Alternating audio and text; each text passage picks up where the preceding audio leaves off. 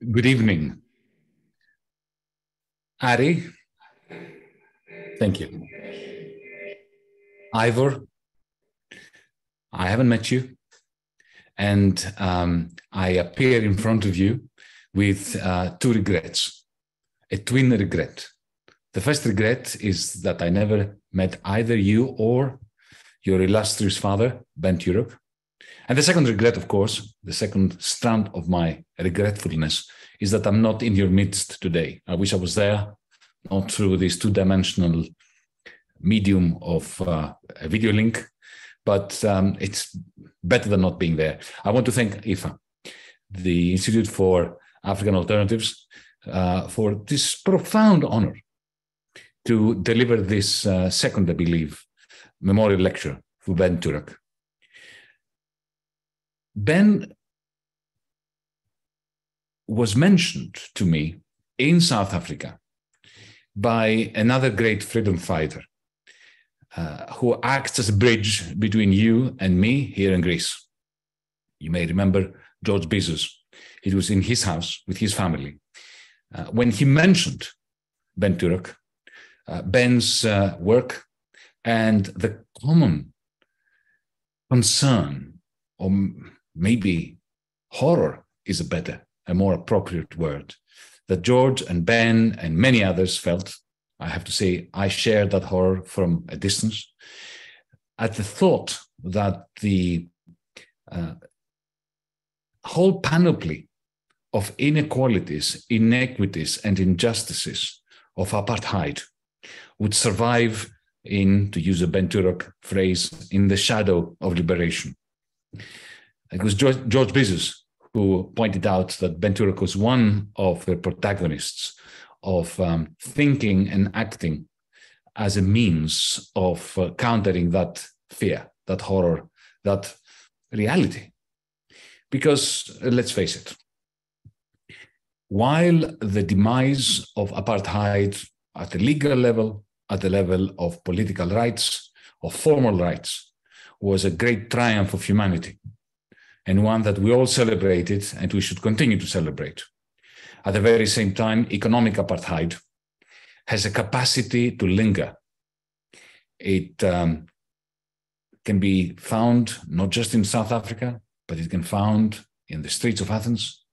It can be found in suburbs of London, in Washington, D.C., where you see the effect of property rights, of unequally distributed property rights, on dividing societies with almost as great efficacy as the brutality of an apartheid regime can. So I begin my address to you, friends and comrades, brothers and sisters in South Africa, with regret, mixed and blended in with a deep appreciation, a deep sense of debt to you for selecting me to deliver this speech, this lecture from Athens, Greece. I mentioned property rights. There is a triangle of power that is reproduced and implemented and exacted upon people, which I believe that Ben Turok spent a lot of his academic thinking and energy, its activism, understanding and countering. What is this triangle? I've mentioned one of the three aspects of this triangle, property rights. There is a second one, investment and industrial policy, strategy, and practice. Without investment in the capacity to produce things that society needs, even the best intentions and the most democratic of political systems cannot utilize in order to deliver shared prosperity, which is, of course, what Ben Turok, what every progressive around the world cares for. So property rights, industry policy or investment policy, and austerity. Ben Turok, I believe, waged war against austerity, as I try to do here in Greece, in Britain, in Europe, wherever I can, like every progressive and actually every logical, rational person should. But you see, one of the fascinating puzzles regarding austerity concerns the inability that a rational mind has to find a rationale for it. Because austerity is, by definition, a failed policy. It's an utterly mad, sad, and bad policy that has never worked and can never work. Now, if what I'm just saying is right, why is it so popular? Well, the answer is contained in the other parts of the same triangle, in the distribution of property rights and the means by which investment is channeled and the particular channels along which investment funding travels. Let me try to bring this a little bit together. Austerity can never work for the very, very simple reason that the macroeconomy is nothing like the microeconomy. In the same way that in physics, the rules of thermodynamics, Newtonian physics, do not work at the level of the quanta, of quantum mechanics. Similarly, what applies to you and me as individuals, to a small business or actually any business, does not apply to the economy at large. And what is that? Well, that if the going gets tough, that you need to tighten your belt. You and I need to do it. If at the end of the week, our revenues, our income, falls short of our expenditure, it is madness to continue spending as much as we did before, because that means we'll simply get in debt and our creditors are going to throttle us. So we need to tighten our belt. So parsimony at the individual level is, of course, a virtue. But when you project from the level of the individual, the firm, or the small entity to the macroeconomy, you fall into the trap of what John Maynard Keynes referred to as the fallacy of composition. The reason why what works at the micro level doesn't work at the macro level, that is belt tightening, is really very simple. You and me and a company or an institute, an NGO, we enjoy, in inverted commas enjoy, the splendid independence of our income from our expenditure. So if tonight I do not go out to eat at a restaurant and save that money, okay, that does not affect my income. My income is what it is. So I save the money if I don't go out to a restaurant to eat tonight. But if the state tries to do that in the midst of a crisis, so you have a recession, even a small recession, what does this mean? By definition, a recession means that the private sector is cutting down on its expenditures. Expenditures on labor, on capital, on investment, on this, that, and the other. So you've got private expenditure falling, shrinking. Doesn't matter how fast. That is the definition of a recession. If in that recessionary period, the state, because it is going into the red, because the deficit of the budget of the government is increasing, which is natural during a recession. Because when private expenditure falls, then the tax receipts of the government fall. And at the same time, maybe because there is an uptick in unemployment, let's say, for example, the government needs to pay more in unemployment benefits, more in health benefits, social benefits to the poor, to those who are suffering as a result of the recession. So the budget deficit increases. If the government tries to cut it through cutting public expenditure, this will be like cutting your nose to spite your face. Unlike in your situation, in my situation, where our own budget deficit requires that we cut expenditure. If the government does that, what will it be doing? What it will be doing is that during a period of shrinking private expenditure, public expenditure will also be shrinking. Now, what is the sum of private and public expenditure? It's national income. This is why I said before that the government, the state, the national economy, the macroeconomy does not enjoy the splendid independence of expenditures from incomes. They're one and the same thing. The total expenditure equals the total income.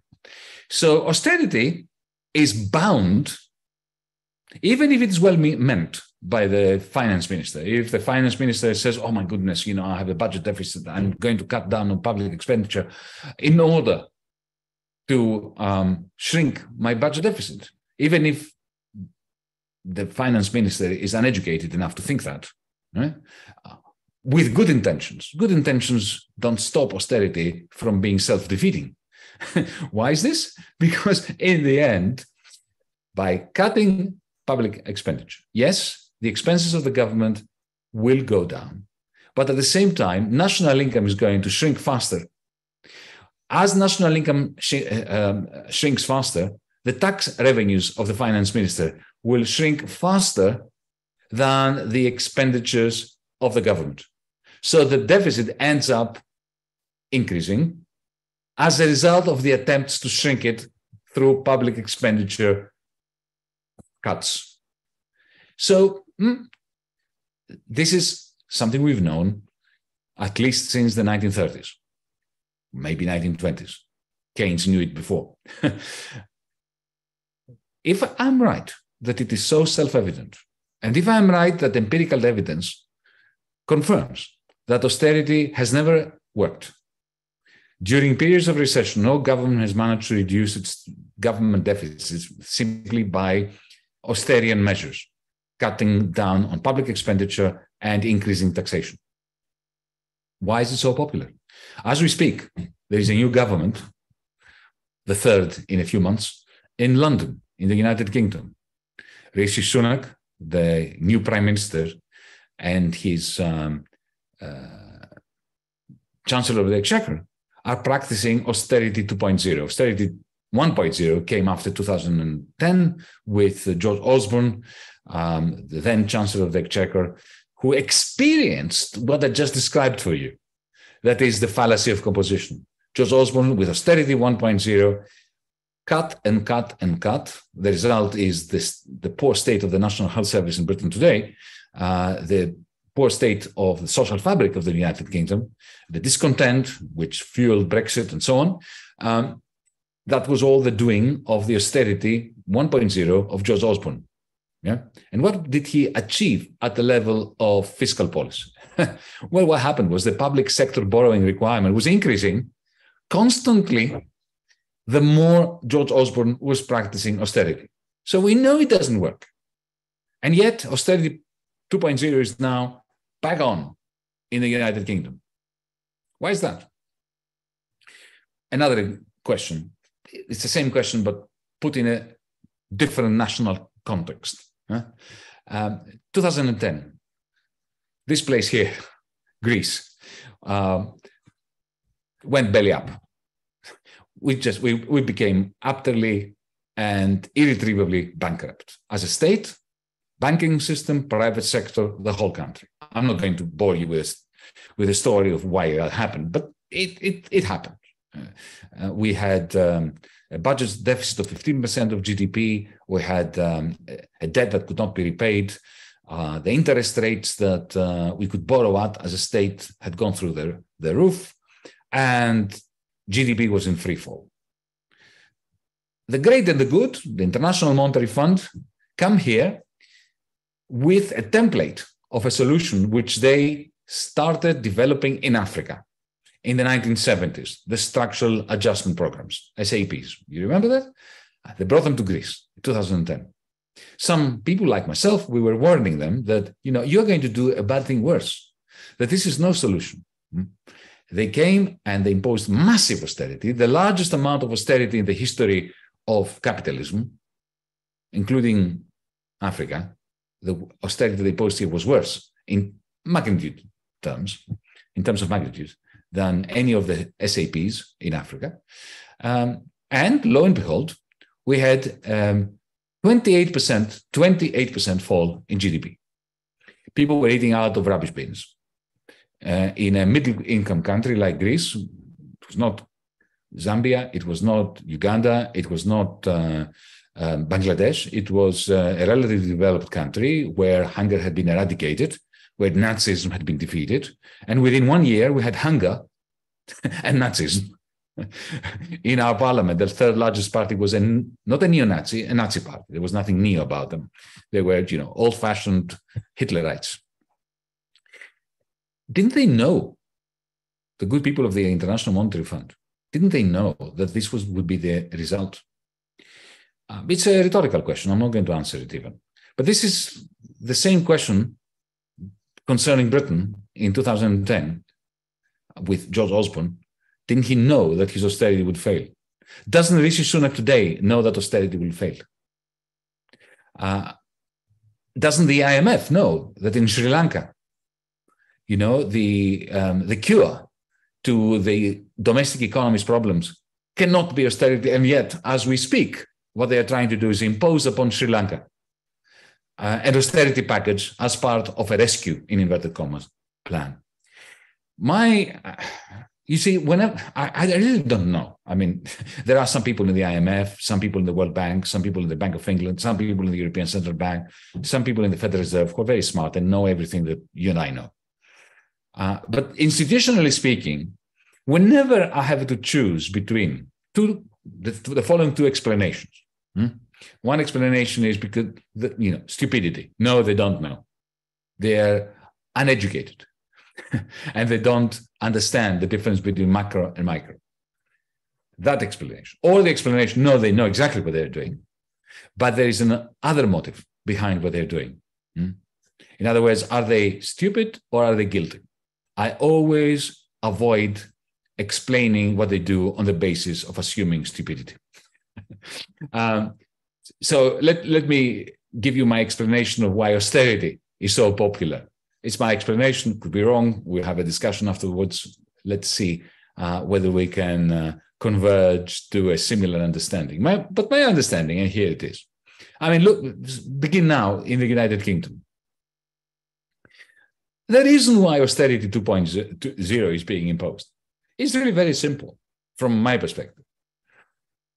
After Margaret Thatcher attacked the working class by selling their council houses and privatizing public utilities, shutting down industries in order to divide the working class between the ones that are thrown into the dustbin of history and the other ones who retain a job and become financialized. In other words, they buy their own council house with a mortgage from the bank, so they become part of the financial system.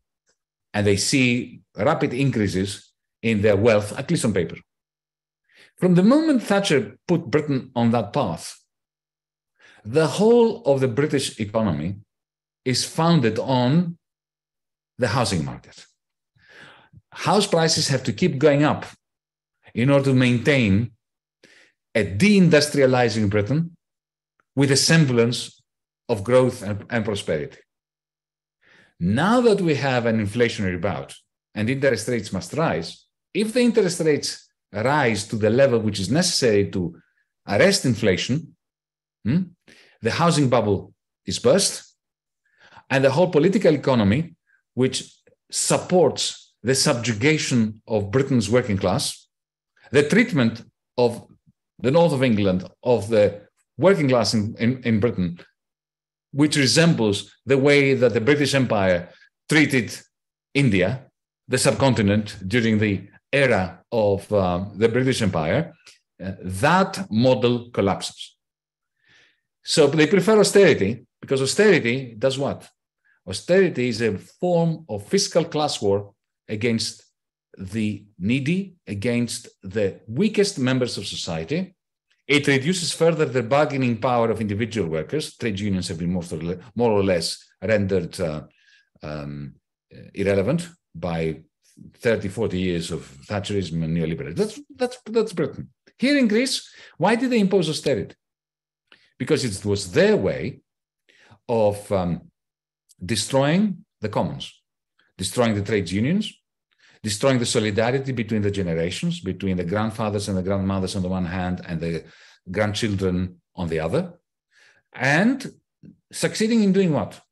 Transferring every asset owned by the state to foreign multinationals and foreign funds based in Delaware, in New Jersey, in the Cayman Islands, that are taking over most of our cities in terms of repossessing private dwellings, as well as all our airports, all our ports, all our infrastructure, our water, even the sun, in terms of solar panels that are being installed on agricultural land that has been confiscated from bankrupt farmers. That's a form of colonialism. Amartya Sen said to me sometime back in 2015, Amartya Sen, the Nobel Prize winning Indian British economist. He said to me, Yanis, the problem that you're facing when you're negotiating with these people is you're negotiating for the first time ever. It has happened, he said to me, in the political economy that I know of. You're negotiating with creditors who don't want their money back. What they want is the Greek debt to remain unpayable, because debt is a weapon by which the very, very few, the oligarchy, the transnational oligarchy without borders, can get their hands on public and private assets that are lucrative and have a long-term capacity to produce rents for that privileged oligarchy. Now, that is, to me, a very good way of describing colonialism. So colonialism has spread out of Africa. It started with the structural adjustment programs of the IMF in Africa. Okay, then whenever you had a bankruptcy, like in South Korea in 1998, it moved there. Then in Greece, in Ireland, in Portugal, in Italy, during the debt crisis of the Eurozone, those structural adjustment programs came to Europe. And now they're making their way to Sri Lanka, and they're going back to the developing world, to the global south. So there is a dynamic shift of austerity from continent to continent, from the global south to the global north, then back to the global south and back to the global north. And it's connected to the two other parts of the triangle that I described before. Remember, austerity, property rights, and industrial policy. Property rights, you have the wholesale confiscation of the property of the many by the very, very few worldwide. And industrial policy, where does industrial policy fit into this? Well, think of the flow of capital. The flow of capital ever since the Bretton Woods system collapsed in 1971. Here you have a very interesting global setting.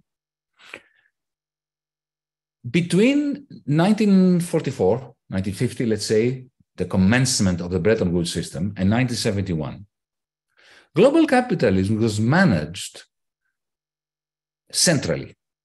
We had the Bretton Woods system, which fixed exchange rates, essentially used the dollar as the peg, as the anchor of the international global capitalist system, used capital controls to prevent finance from dominating industrial capital. It was the golden era of capitalism and the golden era of industrial capitalism. Your country suffered apartheid during that time. My country, CIA-led fascist dictatorship. But nevertheless, it was the golden era of capitalism. Very low levels of inflation, very low levels of unemployment, and diminishing inequality. These are all themes that I believe Ben Turok was interested in. That system, Bretton Woods, died in 1971 with a famous Nixon shock. Now, that wasn't the making of Richard Nixon. He just happened to be in the White House when that system had to be blown up. Now, why did it have to be blown up? Because that whole system was predicated on the assumption that America, the United States of America, not America, the United States of America, would be the surplus country, the country that had a trade surplus with the rest of the world, which meant that that surplus would allow for the dollars that the United States had shared with the rest of the capitalist world would flow back into the United States. Because when the Americans were selling more stuff to Europeans, Japanese, Africans than they were importing from them, that meant that there was a constant stream of dollars made available to the rest of the world flooding back into the United States. So American net exports were flooding the world and dollars were returning, being repatriated into the United States. That was the logic of the Bretton Woods system, the logic of the golden era of capitalism in the 50s and 60s. Now, the Vietnam War and the Great Society of LBJ, of Lyndon Johnson, the social programs that were necessary in order to quell the internal domestic conflicts created by the Vietnam War and the civil rights movement and so on, their internal apartheid, especially in the South of the United States, that rendered the United States a deficit country. The surplus became a deficit. And that Bretton Woods system was reliant on the surplus to survive. American policymakers chose not to tighten belt. They did not do austerity, which is quite interesting, isn't it? You know, the hub of capitalism, the gurus of high-end capitalism, understood that austerity was a failed policy, and they never implemented it in their own country. They did the opposite. They hit the accelerator of their deficits. They increased their deficits. Now, who paid for them? The rest of the world. Because in the second post-war phase of global capitalism, we have a situation whereby the rest of the world is sending its net exports to the United States, the opposite of what was going on before in the 1950s and 60s under the Bretton Woods system. So, you know, German net exports, Italian net exports, Japanese net exports, and eventually Chinese net exports were going into the United States, okay? And dollars were flooding in Europe and Japan and China. This is why China has most of its savings in American dollar-denominated assets. That was the second phase. It's what is generally known as the phase of neoliberalism. I don't like the word because it's neither new nor liberal. It's the period of financialization. And financialization was the result of this reversal, the recycling, the global recycling of wealth produced by asymmetrical property rights. That recycling was a very weird one, because for the first time in human history, the hegemonic power is going more and more into the red, into deficit. And the more it goes into deficit, the more hegemonic it becomes. Other empires, like the Roman Empire, the British Empire, when they got into deficit, they collapsed. The United States, the more into deficit they're getting, the more powerful they're becoming, at least until recently. Austerity was reserved for the countries that were essential in maintaining the transfer of property rights from the many to the few. Now, Ari before mentioned an ancient Greek, Pericles, who talked about the importance of shrinking poverty in a democracy. Allow me a brief interruption of my global macroeconomic narrative by mentioning another ancient Greek, this time Aristotle, whose definition of democracy, I think, is very pertinent, not just in this discussion, but in every discussion involving Democrats and activists. Do you remember how he described democracy? By the way, Aristotle was not a Democrat. He didn't like democracy, like Plato. They hated democracy. They were in favor of aristocracy. But Aristotle at least had a very sharp mind, and he knew how to describe and to define democracy properly. He defined it as a system where government is exercised by the majority, who happen to be the poor. So, in other words, austerity is the opposite of democracy. Austerity is a policy whose purpose is at the expense of the total size of the pie, at the expense, in other words, of that great holy cow of free marketeers, at the expense of efficiency, because that's what it means to shrink the pie, inefficiency, right? The opposite of productivity, the opposite of efficiency is the shrinkage of the pie, at the expense of shrinking the pie to redistribute it from the many to the few. That's oligarchy. Okay? So austerity, oligarchy, the transfer of property rights from the many to the few, the plunder of the commons, in other words, by the oligarchs internationally. These are two sides of the same coin. And here comes investment in. Because the second phase of the post-war era that I described, this very weird recycling system, where the rest of the world is sending their profits and surpluses to the United States, and the United States uses it in order to import into its territory the net exports of the rest of the world. This is the situation between the 1970s and 2008. I'll just say this once more. So try to envision it. I don't use presentations because I believe in words, not pictures. So you have, after the mid-1970s, you have the net exports of Germany, of Italy, of France, of Japan, of China, of South Africa, moving into the United States. At the same time, the profits that the Italian, German, French, South African, Saudi Arabian, Korean, Japanese, and later Chinese capitalists were making, 70% of those profits were going also into the United States to be invested in Wall Street. And that created financialization. And what do bankers in Wall Street do when you give them a few $1 billion to play with?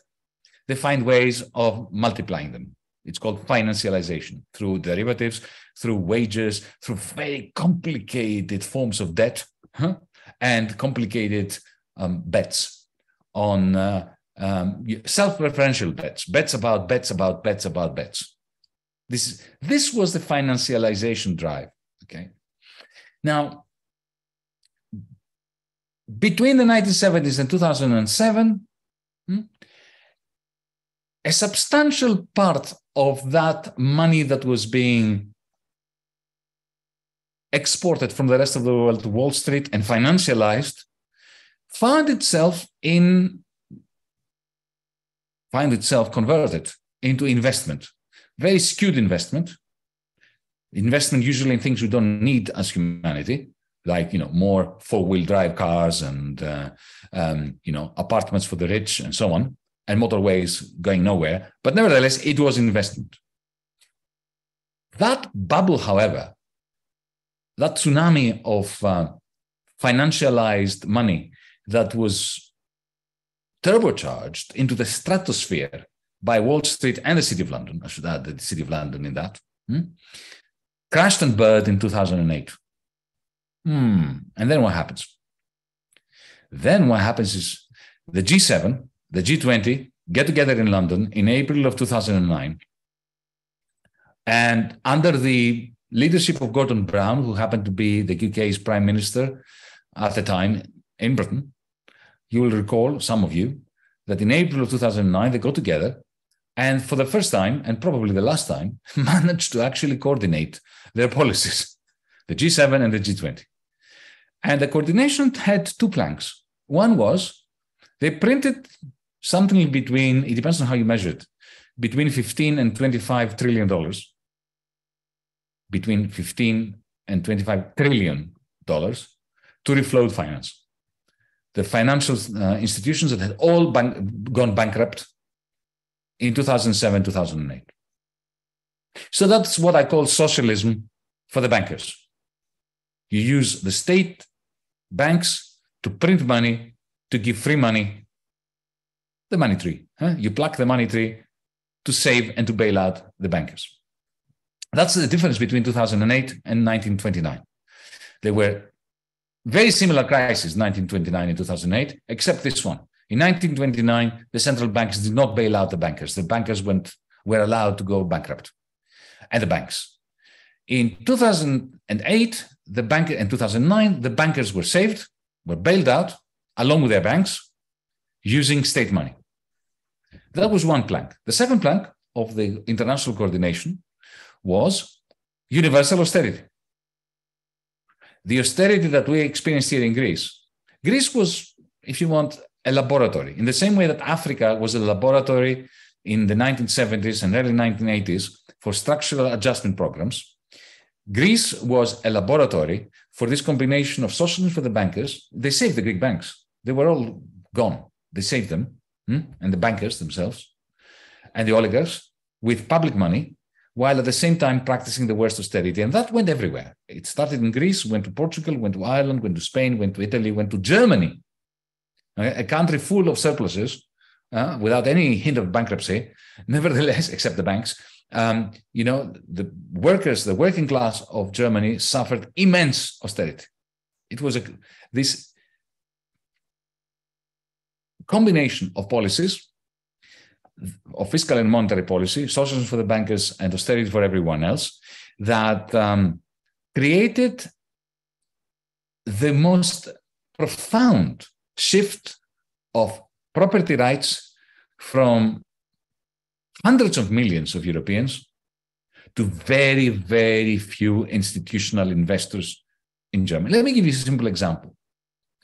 From 2009 to, especially during the pandemic, 2020, 2021, even at the beginning of this year, 2022, in order to stabilize global capitalism, following the debt crisis, the banking crisis, the pandemic, and so on, the European Central Bank or the Fed or the Bank of England would print billions every day, billions.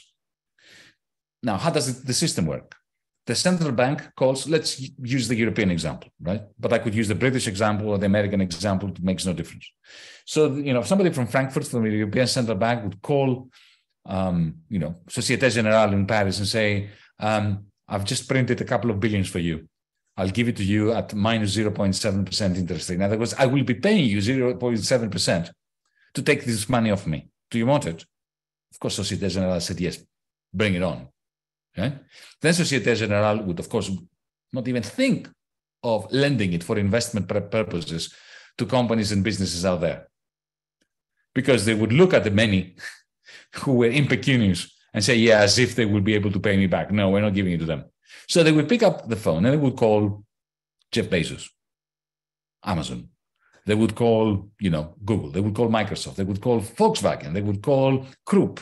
They would call Alstom. They would call the big fish, the conglomerates. And they say, I've got $500 million here for you. Would you like it? I'll give it to you for 0% interest rate. Thus, the bank, Société Générale, would make a spread. It was receiving money from the ECB at minus 0.7%. It would lend it at 0%. Fantastic. For no effort, a very nice little earner for Société Générale.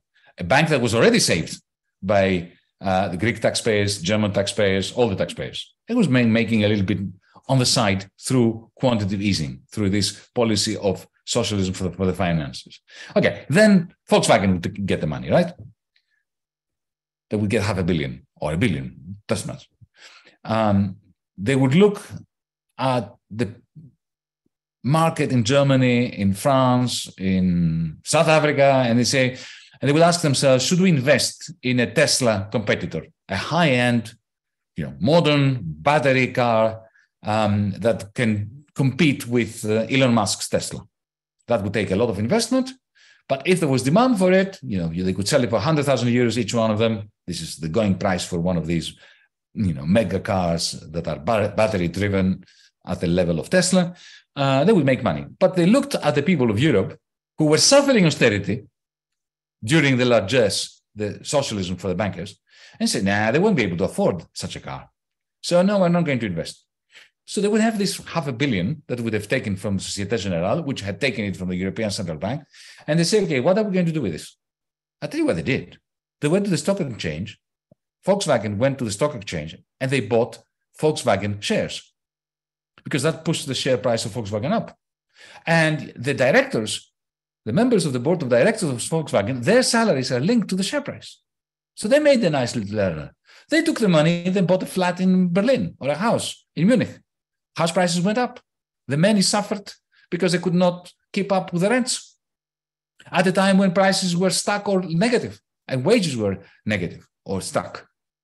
Okay, so I am very concerned that I must honor the memory of Ben Turok and bring together the concepts of investment, of property rights, inequality, unequal property rights, and austerity. And I'm trying to put it in a broader context, which tells a story about how the post-war era has been one of a permanent, global, colonial-like class war, which is being expedited and it's being prosecuted in every country, on every continent, with parts of the global south being transferred to the global north. In other words, you have the pauperization of whole segments of the population of Britain, of the United States. They get radicalized in the wrong way because of the failures of the left, and they start falling for racists, Trumpists, fascists. Italy has a fascist government as we speak. It is preposterous. Okay, as I mentioned before, the first impact of austerity in my country was the rise of a Nazi party from nowhere,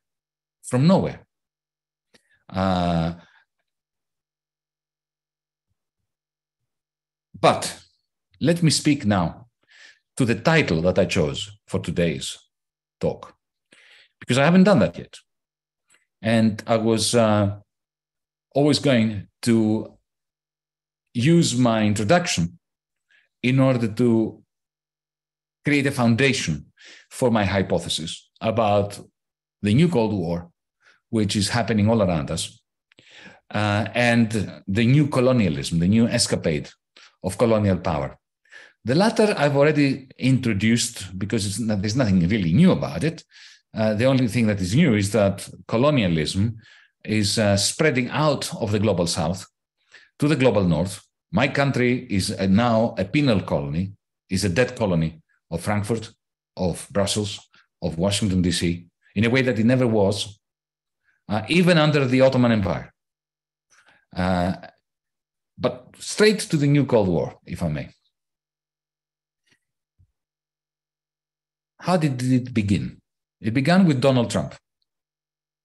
We already have seen, I hope, that Donald Trump is a symptom, like Meloni in Italy, like Brexit in Britain, like the fascists, the Nazis, the Golden Dawn Nazis here in Greece. They're a symptom of the crisis that started in 2008 and proceeded with socialism for the bankers and austerity for everyone. Humiliated people, people wallowing in hopelessness, watching a huge amount of money being minted on behalf of the very few, while they're subjected to the class war that is known as austerity, with property rights taken away from them and their commons being plundered all over the world. That anger, especially when we of the left have failed to provide an international response, an internationalist agenda for change, following our 1991 defeat. You had a victory in 1991. The left internationally had a major defeat. Need I say more? Those good people who suffer across the world are very prone to fall for somebody like Donald Trump, who, like Mussolini in the 1920s and Hitler, promised the humiliated, the downtrodden, to make them proud again. The Faustian bargain was, you give me authoritarian power, forget about democracy, about humanism, about trade unions, about social organizations, about autonomy. You give me the power, which I need, and I will make Italy great again, or Greece great, or America great again. And this is what Trump is. Now, what was the first thing that Trump did? To start the new Cold War against China. Why? Trump is not a warrior. Trump didn't start a war, unlike Democratic presidents or Republican presidents before him. But he started a Cold War, a commercial war with China. Well, if you look at what fascists always did, and neo-fascists always do, in the name of making the downtrodden proud again, once they're in power, the first thing they do is they appoint to the finance ministry a banker. First thing they do. So he was going to drain the swamp and he was going to attack Wall Street. The first thing he did was he took a man from Goldman Sachs and made him finance minister. Right? Second thing he did was he looked at the source of technological prowess as the strength of the United States. What is left of the hegemonic technological prowess of the United States? Silicon Valley. He looks at China. China is a country, whatever we may think about the Chinese Communist Party, human rights, and so on, and I have a lot to say about that, but sticking to this political economy perspective, in honor of Ben Turok, China, from the Trumpian mindset, has two castles that must fall. One is its own financial sector, which is not controlled by Wall Street. We need to conquer it, he thinks, on behalf of Wall Street. And the second one, big tech, because the only country in the world that has competitors to Facebook, Google, Twitter, Amazon, even Tesla, is China.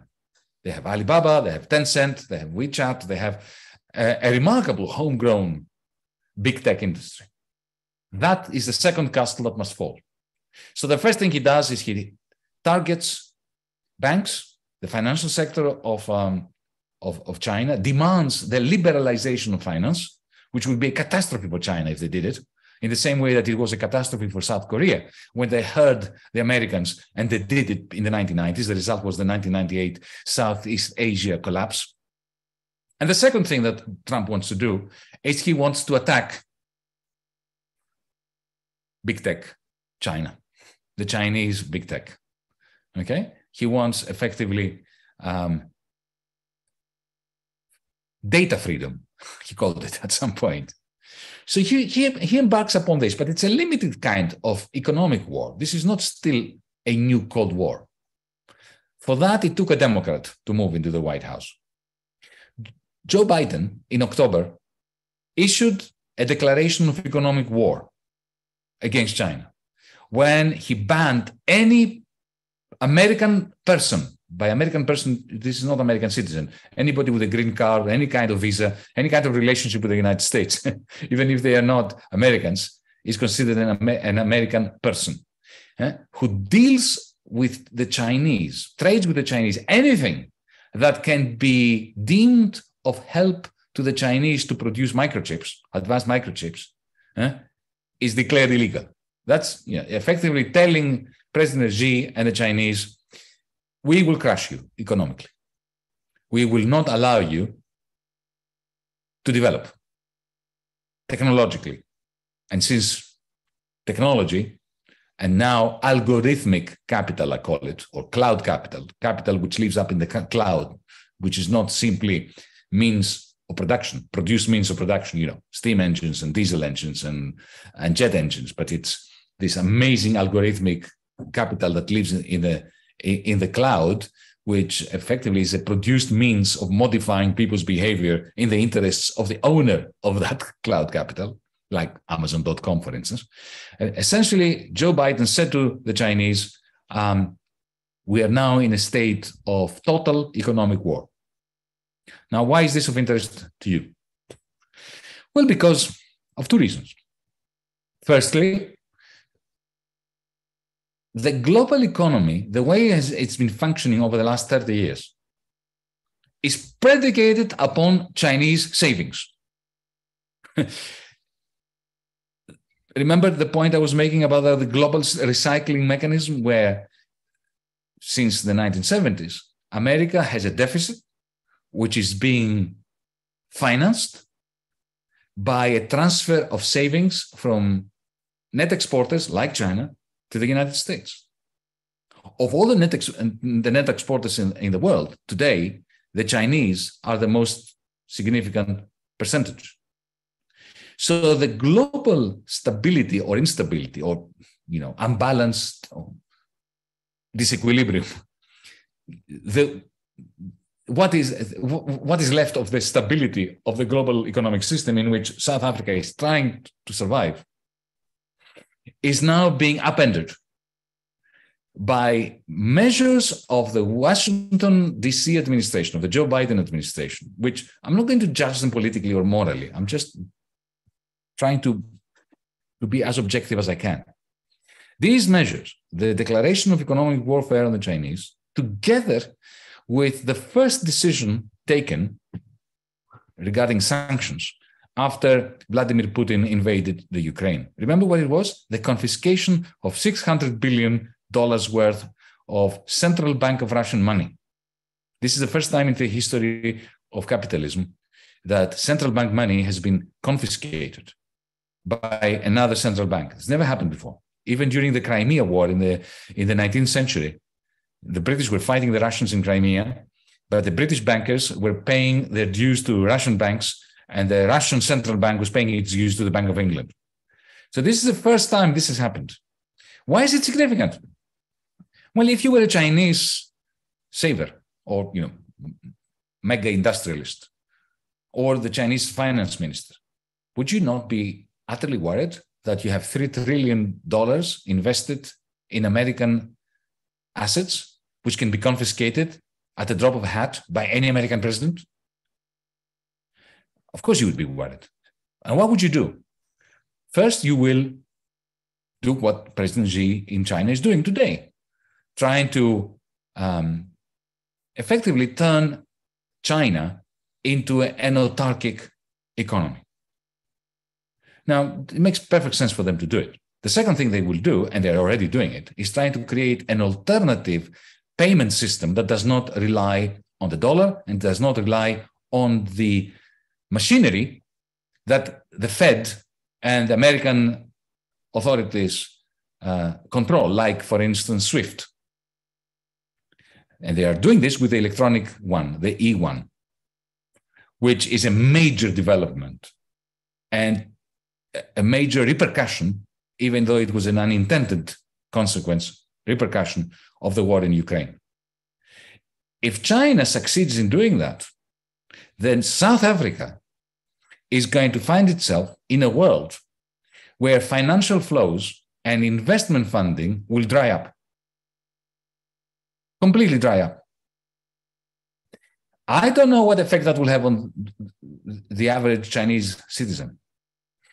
I know that the average American is going to suffer because it will mean that the low consumer prices, which were predicated on cheap Chinese imports and the export of Chinese profits to Wall Street to finance the lifestyle, the way of life of the middle Americans, that is going to suffer. But what I do know is that those countries like South Africa that are trying to move up the value chain through investment, your country is going to have an increasing amount of difficulty drawing the funding which is necessary in order to participate in a global economy, simply because this global capitalist economy is going to be shrinking and shrinking and shrinking. I have no idea how this is going to pan out. But what I do know is that the elephant in this room, in our room tonight, in other words, the big issue that went unsaid, when added to all the issues that I spoke towards or about climate change, is creating a very bleak set of circumstances for our children and their kids. In a world which is increasingly destabilized by this new Cold War. In a continent like Africa, which has increasingly relied on Chinese investment, which is the result of China's role in financing, or was the result of China's role of financing the United States model of capitalism. In a world where we will need, if we're going to avert catastrophe, to divert 10% of global GDP, 10% of global GDP to green energy and the green transition. This new Cold War and the increasing use of austerity for the purposes of shifting property rights from the many to the few globally is creating a fundamental instability and set of obstacles for countries like South Africa, countries like Greece, countries that are losing any power to reproduce the circumstances of generating their own conditions for shared prosperity. So I will end by reminding you that this is the 50th anniversary. We are approaching the 50th anniversary of, remember the non-aligned movement of the 1960s and 1970s? Remember that 50 years ago, the non-aligned movement tried to create what they referred to back then as a new international economic order, elements of which succeeded in creating generic drugs, for instance, generic pharmaceuticals, but which in the end collapsed because of the debt crisis, because of the inflationary crisis of the 1970s. I trust and I submit to you that progressives in South Africa, in Europe, in India, in China, in the United States, across the world, we have a task. We have a task to revive the idea of a non-aligned movement, struggling to create a new international economic order. The first task should be, or subtask, to direct large amounts of money, 10% of global GDP, into things that humanity craves, from, as I said, plentiful green energy and public health to public education, and indeed, poverty alleviation. Can this be done? Well, technically, yes, it can be done. Imagine for a moment, just go along with my narrative. Imagine a repurposed World Bank, backed by a digital currency issued by a repurposed International Monetary Fund, investing 10% of global income into the green transition in the developing world. Well, this is a dream. Technically, it can be done in 2 months. In 2 months. It's an extension of the idea that John Maynard Keynes presented at the Bretton Woods Conference in New Hampshire in the United States in 1944. The reason why it is an impossible dream today, it is because it will never happen as long as the global empire of capital remains intact. And that's, I believe, our second task. The second task, or subtask, is to end the tyranny of capital over people. So that for the first time, instead of people serving an empire of machines and of money, machines and money become the servants of our peoples. Now, of course, you may ask, and I'm sure you will ask in the Q&A, what does it mean in practice to topple the empire of capital? How can humanity reclaim the plundered commons on our land, in the oceans, in the air, and soon, in outer space? Think Elon Musk. I shall conclude by answering in 2 ways. By ensuring that corporations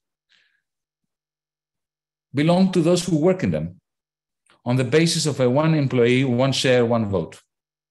And by denying banks the monopoly over people's transactions. If we can imagine that, then suddenly banks and profit will wither, and our economy's driving forces will no longer be in the pockets of banks, while simultaneously, there will be no distinction between profit and wages. This is the old idea of a cooperative-based enterprise. If you follow me, if you are willing to follow me thus far, this simultaneous death of the market for shares and of the labor market, along with the defunking of private banks, would automatically redistribute wealth. And as a magnificent byproduct of this redistribution of wealth, it would even remove the incentives to wage war. Now, what I just described may sound far-fetched, but it is, friends, comrades, sisters and brothers, it is the only way we can credibly speak of genuine democracy. That is, democracy to be practiced in the citizens and the workers' assemblies, not behind closed doors, where secretive oligarchs, together with media owners, make all the decisions on behalf of the majorities. Now, this twin democratization of money and of capital I know it sounds like a pipe dream, but once upon a time, the idea that we will overthrow the divine right of kings, or that we could envisage a society without slavery, sounded like a pipe dream. So allow me to finish with a call on behalf of the Progressive International, which I think I have the right to represent amongst you tonight. The Progressive International, which this week staged the Make Amazon Pay campaign globally, from Vietnam to Bangladesh to Germany to New Jersey to all the way to Seattle. Let's join forces. Let's come together.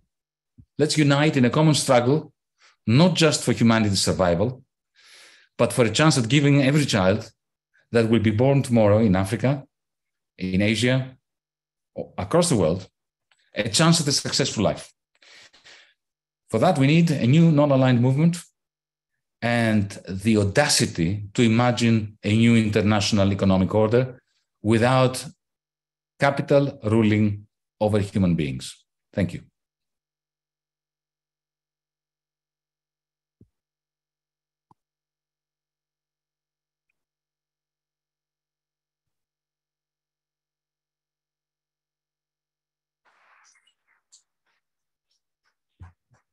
Thank you. Thank you. Now we have about 25 minutes for questions and answers. So, questions. 1, 2, 3, 4. Where, is there a microphone?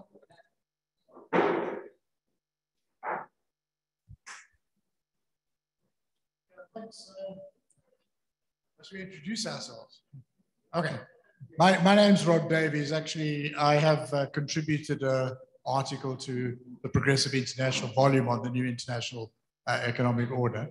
But I wanted to ask you, you said that the challenge is to divert 10% of the global GDP to fighting catastrophic climate change. I want to just ask you for your take on what passes now for climate finance. I think that what's happening, not only is it far, far short of that quantitative target, but it's also increasingly in the form of loans coming from financial institutions, loans which a country like South Africa has not been taking in foreign currency, but which we are increasingly being cajoled into taking in foreign currency with conditions that we don't know yet. So I wanted your take on what